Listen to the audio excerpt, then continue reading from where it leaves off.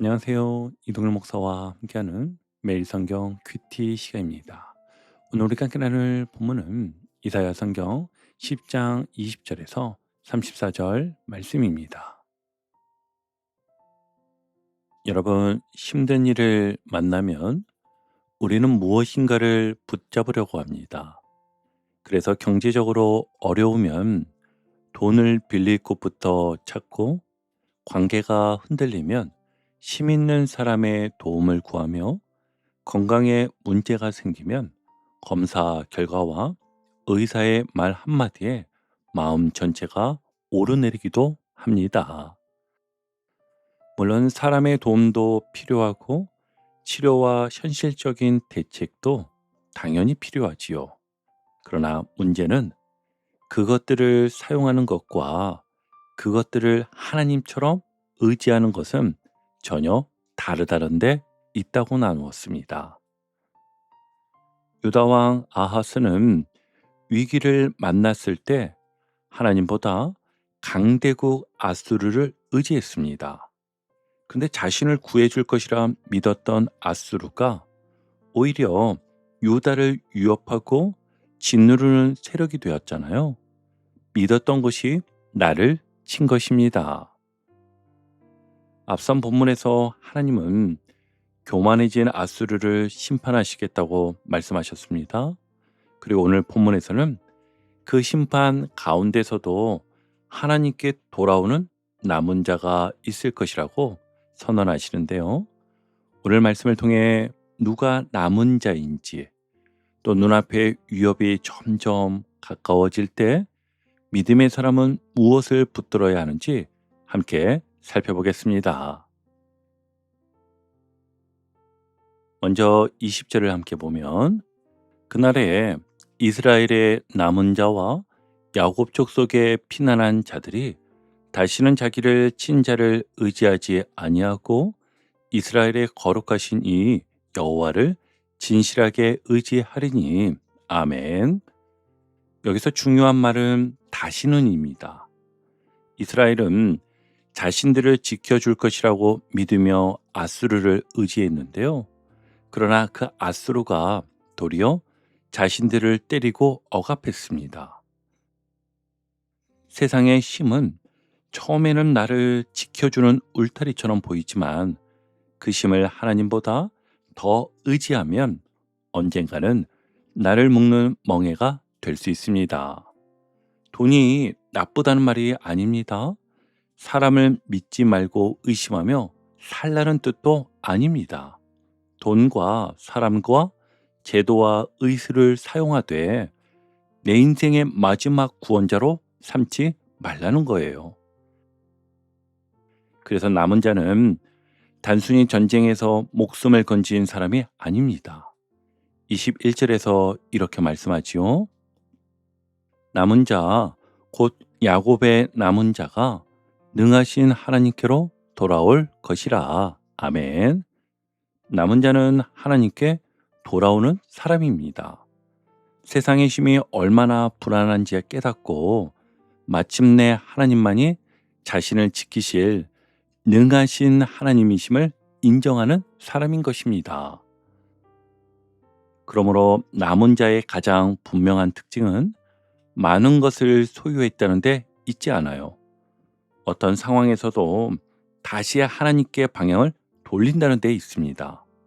그래서 넘어졌어도 돌아오고 잘못 의지했어도 돌아오며, 하나님을 멀리 떠난 자신을 발견했을 때 변명하지 않고 다시 주님께 나아가는 사람입니다. 그러나 이 말씀에는 엄중한 경고도 함께 담겨 있습니다. 22절을 보시면, 이스라엘이여, 네 백성이 바다의 모래 같을지라도 남은 자만 돌아오리니. 아멘. 이스라엘이라는 이름을 가지고 있다고 해서 모두가 자동으로 구원받는 것은 아니었습니다. 수가 많다는 것도, 오랜 전통이 있다는 것도, 하나님의 백성이라는 이름을 가졌다는 것도 진실한 믿음을 대신할 수는 없지요. 이처럼 하나님은 죄를 가볍게 넘기지 않으시는 분이십니다. 본문은 넘치는 공의로 파멸이 작정되었다고 말씀하시는데요. 그런데 바로 그 심판 속에서도 하나님은 자기 백성을 완전히 포기하지 않으십니다. 돌아오는 자를 남겨두시고 그들을 다시 품으십니다. 이것이 성경 전체에 흐르는 남은 자의 은혜인 것입니다.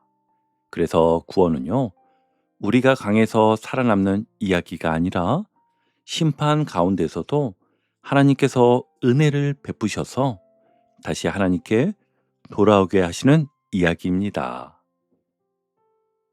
그래서 24절에서 하나님은 시온에 거주하는 백성에게 말씀하십니다.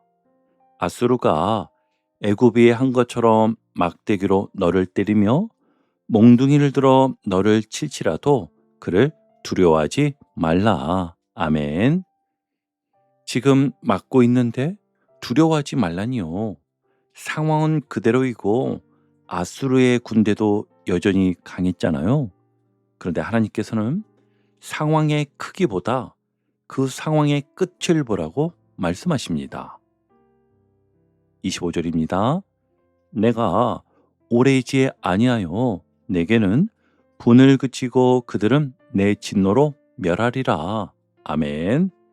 여러분, 고난에는요, 하나님께서 정하신 경계가 있습니다. 그래서 지금의 눈물도 영원하지 않고 지금 짊어진 무거운 짐도 영원히 우리 어깨에 남아있지 않습니다. 26절에서 하나님은 오랫바위에서 미디안을 치셨던 일과 애굽에서 바다를 가르셨던 일을 떠올리게 하십니다. 미디안의 군대가 아무리 많아도 하나님보다 강하지 않았고 이스라엘 앞을 가로막은 바다가 아무리 깊어도 하나님의 구원을 막지는 못했지요. 그리고 마침내 하나님은 27절과 같이 말씀하십니다. 그날에 그의 무거운 짐이 내 어깨에서 떠나고 그의 멍에가 내 목에서 벗어지되 기름진 가닥에 멍에가 부러지리라. 아멘. 무거운 짐이 떠나고 목을 조이던 멍에가 부러집니다. 여기서요, 기름진 가닥에라는 이 표현을 세밀하게 해석하는 방식에는 좀 차이가 있긴 하지만 본문의 중심은 분명합니다. 하나님께서 자기 백성을 회복시키시면 아수르의 멍에는 더 이상 그 백성을 붙들어 둘 수 없다는 것입니다. 여러분, 지금 경제적인 짐에 눌려 계십니까? 혹 가족의 병환을 돌보느라 몸과 마음이 모두 지쳐 있습니까? 또 오랜 치료를 받으며 언제까지 이렇게 살아야 하나 눈물 짓고 계십니까? 오늘 말씀은요, 당장 모든 문제가 사라진다고 가볍게 약속하지 않습니다. 그러나 분명히 말씀하시기를 그 짐이 여러분의 영원한 주인은 아니라는 것이고요. 또 그 멍에가 여러분의 마지막 운명도 아니라는 겁니다. 우리의 주인은 아수르가 아니라 능하신 하나님이십니다. 자, 이제 두 번째 단락인데요. 28절부터 분위기가 급격하게 달라집니다. 아수르 군대가 예루살렘을 향해 빠르게 내려오는 모습이 펼쳐지지요. 아얏을 지나고 미그론을 통과하며 믹막스에 장비를 두고 산을 넘어 게바에서 밤을 보냅니다. 라마는 떨고 사울의 기부하는 도망합니다.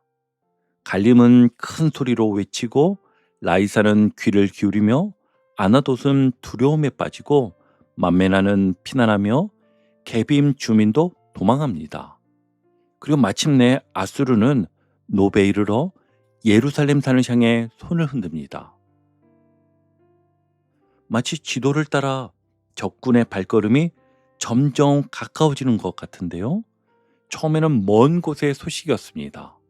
그런데 어느새 이웃 마을이 무너지고 이제는 창문을 열면 보일 만큼 위협이 가까이 다가와 있습니다. 여러분, 우리 삶에도 이런 때가 있잖아요.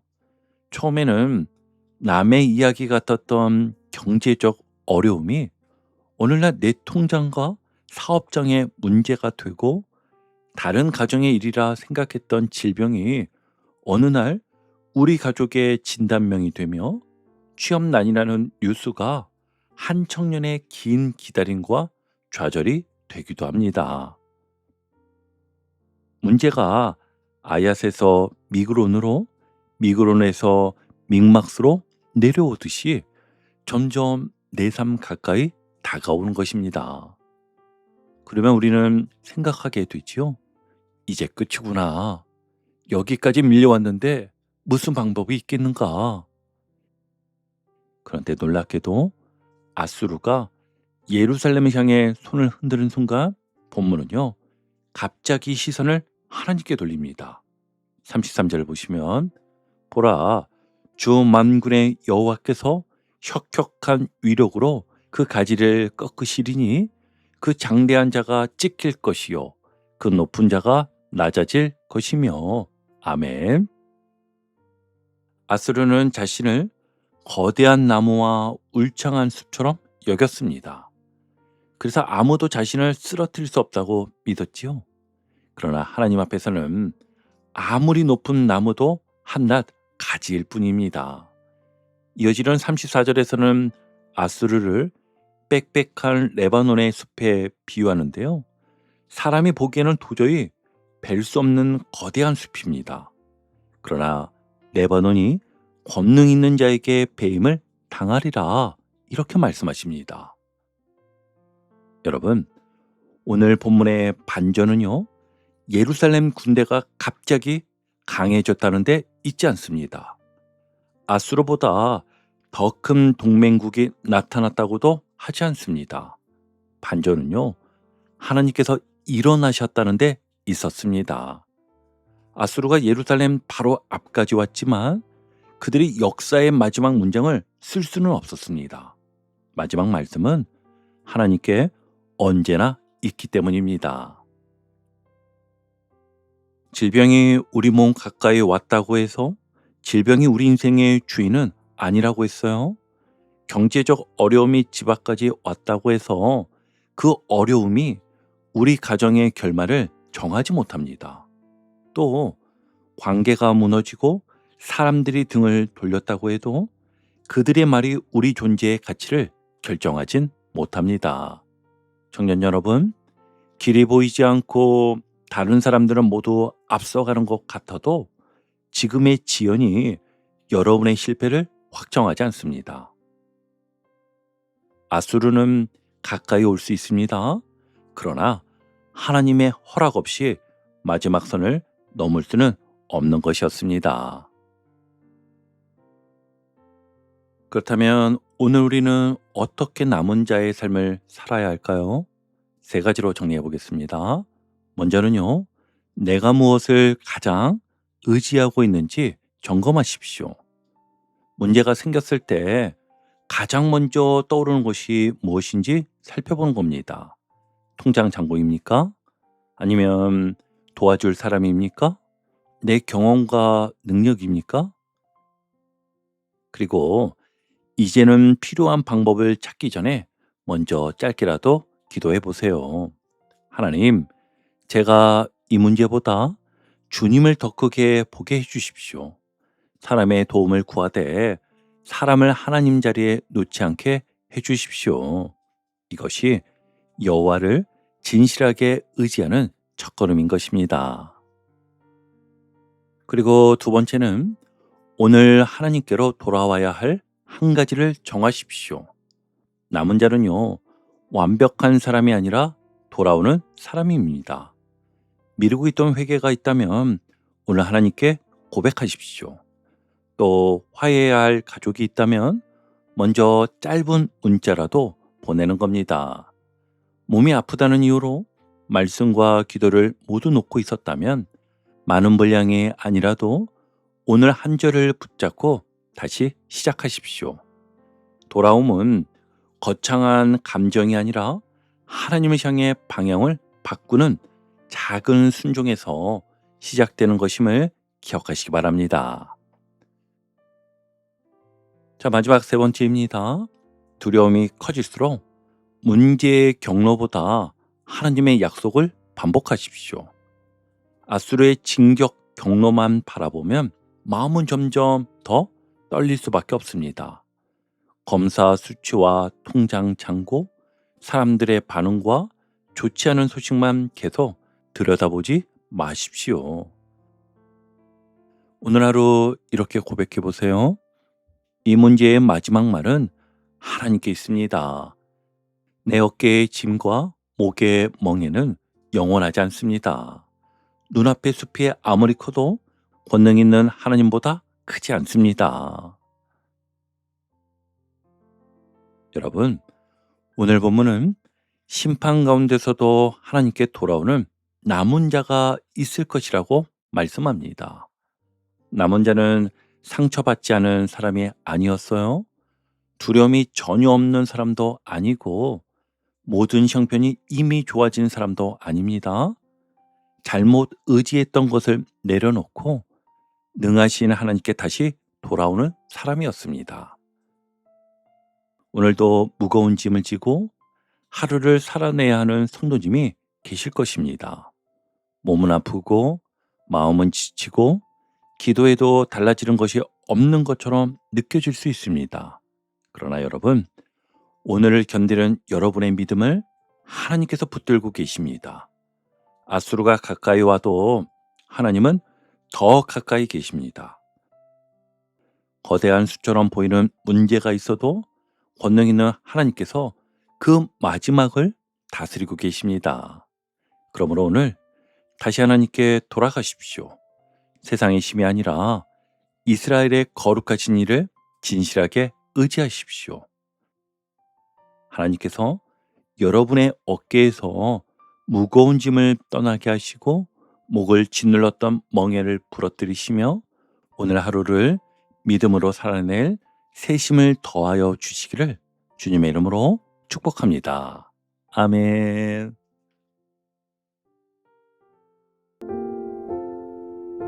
오늘도 복음의 기쁨과 확신으로 승리하는 하루 되시길 축복합니다. 함께 해주셔서 감사합니다. 내일 큐티 시간에 다시 뵙겠습니다.